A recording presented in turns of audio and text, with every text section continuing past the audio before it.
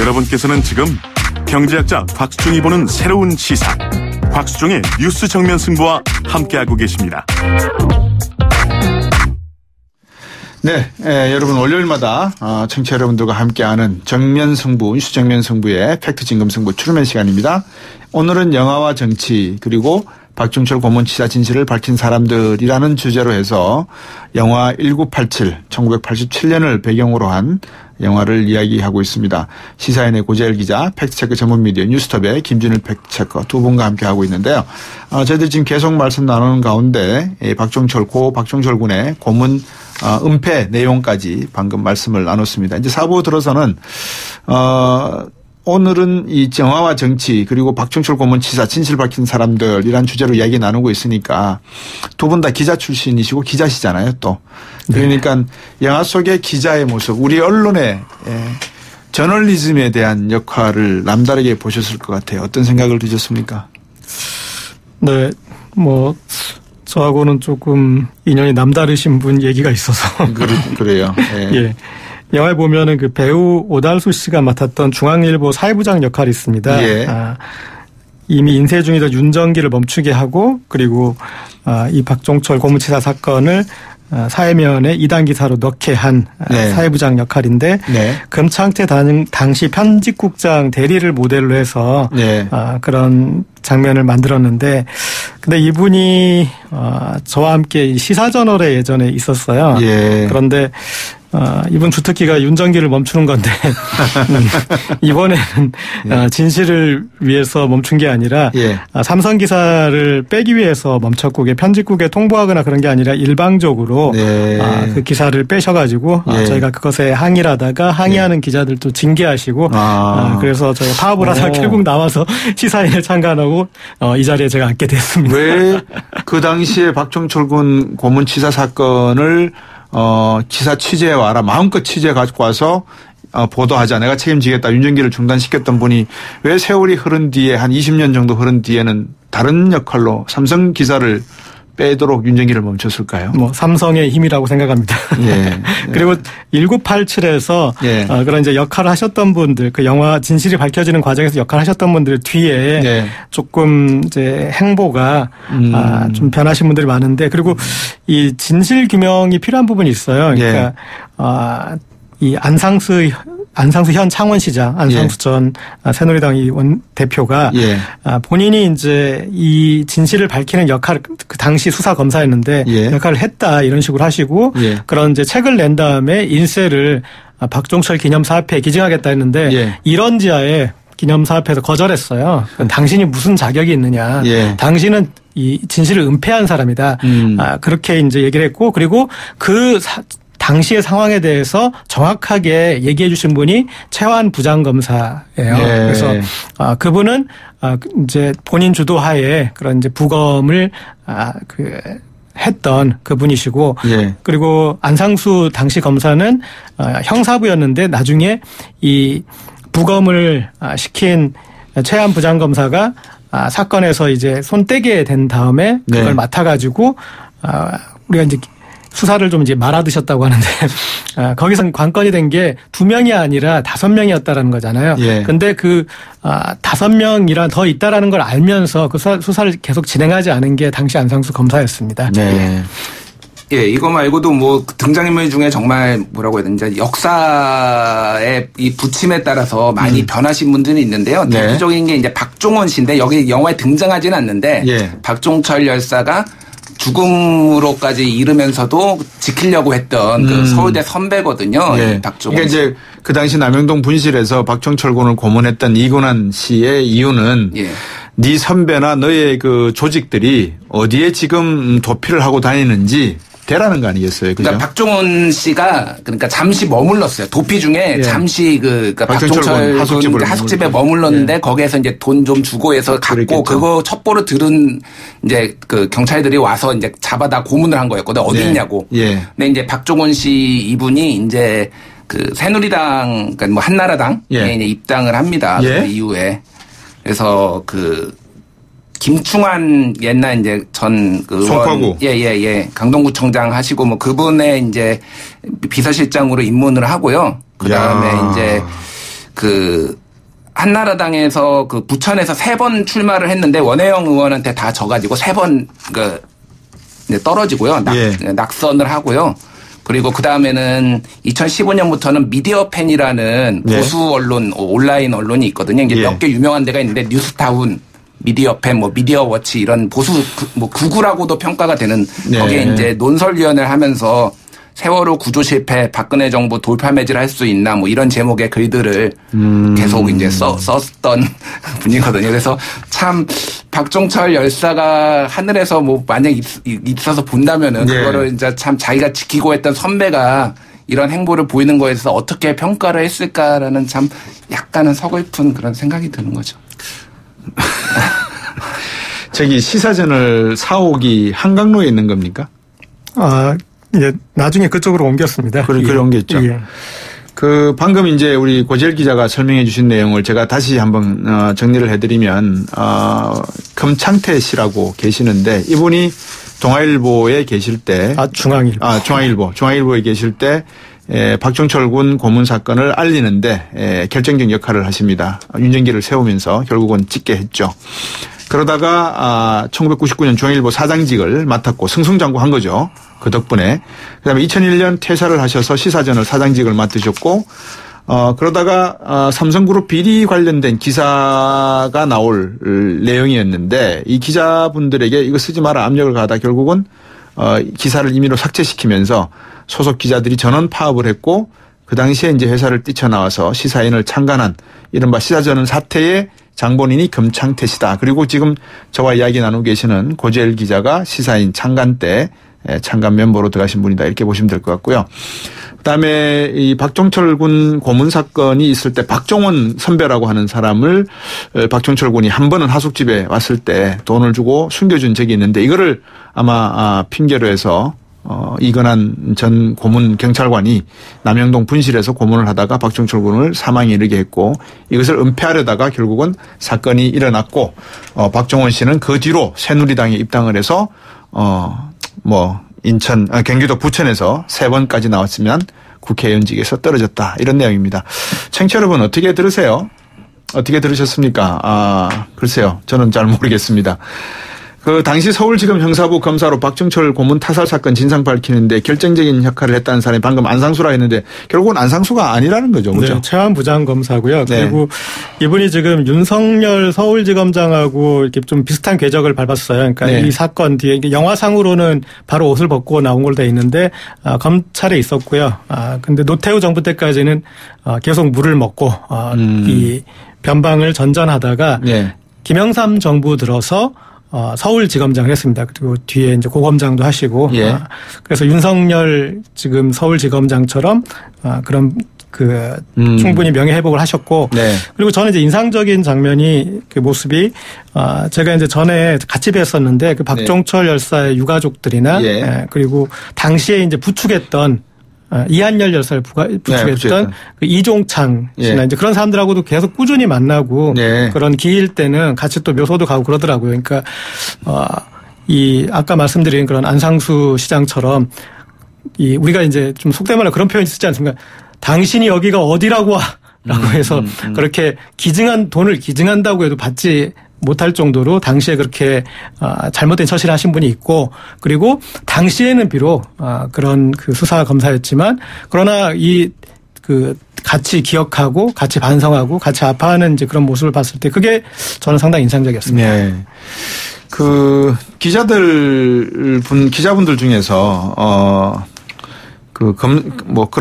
이런 자기의 변화를 도모했던 분도 계시지만 방금 말씀해 주신 검사나 경찰 또 공안 파트에 계셨던 분들 중에서 그렇게 변화의 모습 아까 독일로 치면 빌리 브란트 수상이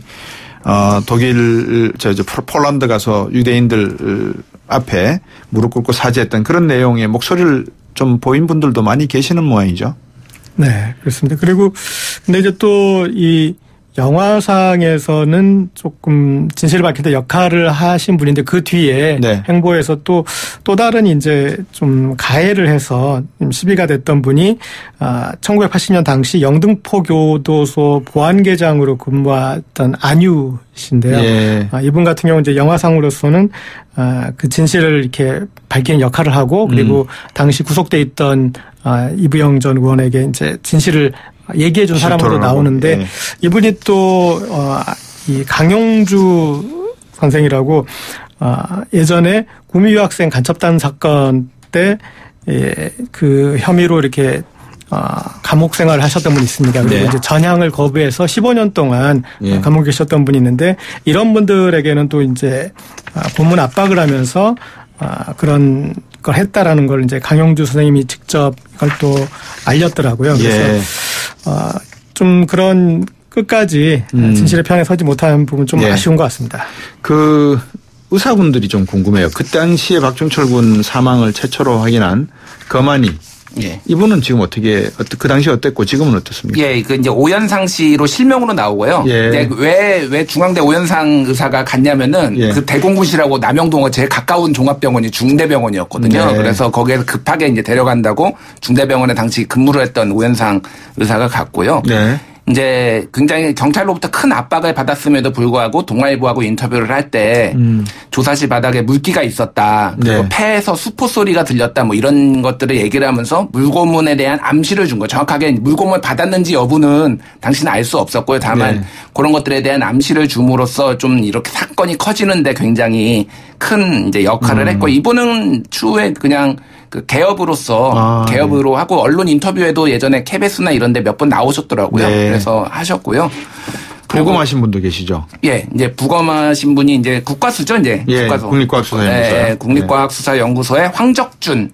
이제 당시 법의학 1과장이었는데요. 네. 이분은 이제 법의학자 중에서는 굉장히 유명한 분이시죠. 예. 이분도 이제 경찰청장이나 이런 분들 압력 굉장히 받는 거니까 이거는 쇼크사로 해라. 아까 제가 탁 치니까 죽었다는 걸 쇼크사로 하라고 경찰청장이나 수뇌부로부터 굉장히 압력을 받았고 너무너무 본인도 괴로워했는데 네. 결국은 이제 부검 의견에다가 그거는 아니고 이제 이게 경부 압박에 의한 질식사 가능성을 왜냐하면 네. 흔적이 남아있기 때문에 그거를 명확하게 적음으로써 네. 추후에 진실이 밝혀지는데 일조를 했는데 이제 네. 이게 그 이후에 요런 일지라고 해야 돼. 본인의 그런 상황에 대해서 적은 일지가 이제 공개되면서 강민창 치안본부장, 이제 경찰청장이 구속되고 황적준 과장도 이제 자리에서 물러나는 사건까지 이제 겪게 됩니다. 네. 그리고 이 영화에서는 등장하지 않는데 네. 이 사건과 관련해서 우리가 언급해야 될 전문가가 한 분 있다고 생각합니다. 건축가 김수근인데요. 예.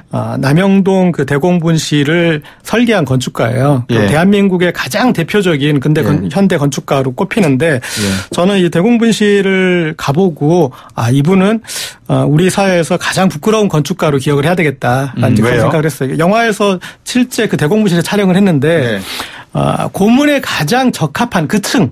그게 아마 제가 5층 정도로 기억하는데 그 층이 고문에 가장 적합한 건축물을 만들었어요. 그래서 각 방에 그런 이제 욕조나 이런 것들을 다 설치하고 그렇게 주문을 받았겠죠. 예. 그런데 그리고 또 이제 그 5층만 또 특이한 게 외곽에 외곽에 계단을 따로 뺐어요. 그러니까 그런 이제 피의자들을 다른 이제 직원들 모르게 따로 이렇게 데려올 그런 시설이나 그다음에 외곽에 창을 낼 때 아주 그 실빗줄만 나올 정도로 가장 인간이 공포스럽게 그런 걸 만들거나 그러니까 그런 걸 심리적으로 어떤 이 고문에 가장 최적화된 시설을 만들었더라고요. 그리고 실제 가보면 이 하나하나의 기자재나 이런 것들은 되게 또 세련돼 있어요. 좀 이런 어폐가 있지만 그래서 그게 씁쓸하더라고요. 그래서 이런 건축가가 대한민국을 대표하는 건축가의 이름으로 나온다는 그건 좀 이렇게 역사에 좀 부끄러운 부분이 될 것 같다는 생각이 들었습니다. 예. 자, 저들이 결코 아름답지 못한 또 부끄러운 역사가 어디 한두 번이겠습니까? 3,000번의 외침을 당했으니까 우리의 신라 삼국시대에서부터 시작해서 조선 500년 이르는 역사는 또 얼마나 많은 우리의 어떤 비극, 질곡이 숨어 있겠습니까? 현대에 들어와서도 우리가 결코 잊어버리지 못하는 6.29 민주화 항쟁 그 당시에 촉발되었던 이한열 사건 그리고 고 박종철 군 고문 사건 이런 내용들을 담고 있는 영화 1987에 대해서 이야기 나눠보고 있는데요. 이제 한번 정리를 해봐야 될 것 같습니다. 과연 우리 정치는 그로부터 배운 것이 있는가. 앞에서 우리가 그런 민주화 투쟁을 하다가 또 이런 자유한국당이나 보수 진영으로 방향을 또 전환했다 그럴까요? 자기의 생각을 다시 한번 정리하신 분도 계실 거고 그것을 나쁘다고 할 수는 없겠죠. 어쨌든 그 뒤로는 정치적 발전이 있어야 되는데 민주화 과정이 있었죠. 정치 민주화는 이루어졌지 않습니까? 과연 우리 정치는 그것을 제대로 하고 있는지에 대한 이야기를 한번 두 분께 여쭤보고 싶습니다. 저는 이 영화가 네. 우리한테 던지는 질문이 이런 거라고 생각합니다. 그러니까 네. 우리가 애국 세력이라는 말도 쓰고 예. 애국이라는 표현을 계속 쓰는 분들이 있습니다. 예. 그런데 그들에게 이 영화는 태극기의 주인은 누구인가? 예. 태극기를 들 수 있고 애국가를 부를 수 있는 사람은 과연 누구인가? 예. 애국을 언급할 자격이 있는 사람은 누구인가? 그것에 대해서 묻는 것 같습니다. 그래서 예. 대한민국은 누가 지켰고 네. 대한민국의 주인은 누구고 예. 애국을 했던 사람이 누구인가를 그 질문을 던져서 그런 애국이라는 이름으로 권력을 쟁취하고 그리고 애국이라는 이름으로 어떤 자신들의 이해관계를 관찰하려는 사람들에게 큰 물음을 주는 그런 영화라고 생각을 합니다. 네, 김준일 패트죠. 예, 저는 이걸 보면서 조금 뭐라고 해야 되나 좀 착잡했어요, 사실은. 예, 왜 착잡했냐면요. 예.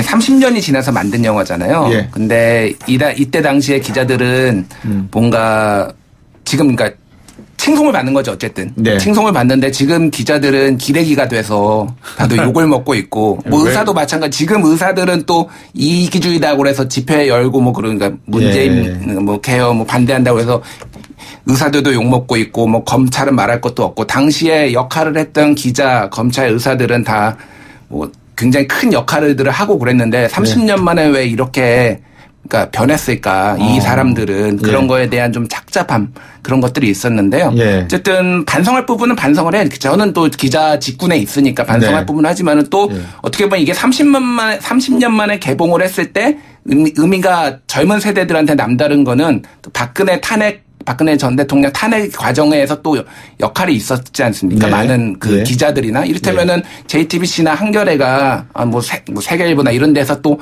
적극적으로 특종을 해서 예. 그런 국정농단 사건이 밝혀지고 이런 것들이 도화선이 된 거는 맞아요. 그래서 30년 뒤에 또 만약에 이거를 영화로 누군가 만든다면은 그때도 이런 기자들의 어떤 역할들이 좀 더 재조명받고 그러면 좋겠다라는 생각이 좀 들었고요. 네. 1987이 이제 혁명이라고 부르는 사람도 있고 그냥 6월 항쟁이라고 부르는 사람이 있는데 저는 네. 그 생각이 들어요. 지금 1987이 30년이 지났는데 그 체제가 완성이 됐느냐 그러면 그러니까 1987에서 바랬던 그것들이 지금 다 구현이 됐느냐라고 했을 때는 네. 저는 아니라고 보거든요. 예. 왜냐하면은 사실 프랑스 대혁명도 1789년에 시작이 됐지만은 그 체제가 완성이 되는데 100년이 걸렸어요. 그렇죠.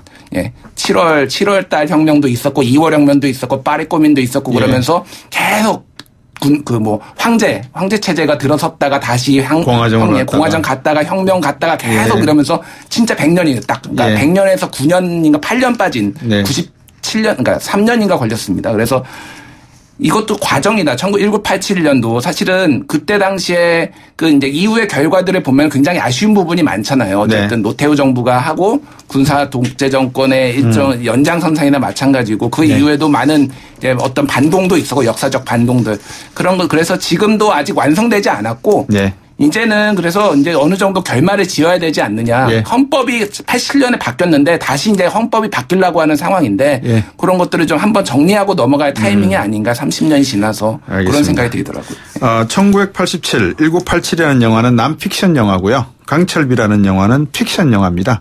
하나는 상상력에서 출발했고 하나는 역사의 다큐를 찍은 겁니다. 영화화해서. 청취자 여러분들께서 관심 있게 한번 보시면서 우리의 역사 한번 고민해 보시면 어떨까 생각이 들었습니다. 팩트침검승부 추르면 시간 시사인 고재열 기자 팩트체크 전문 미디어 뉴스톱의 김준일 팩트체커 두 분과 함께했습니다. 오늘 감사합니다. 네, 감사합니다. 감사합니다. 내일 뵙겠습니다. 곽수정이었습니다.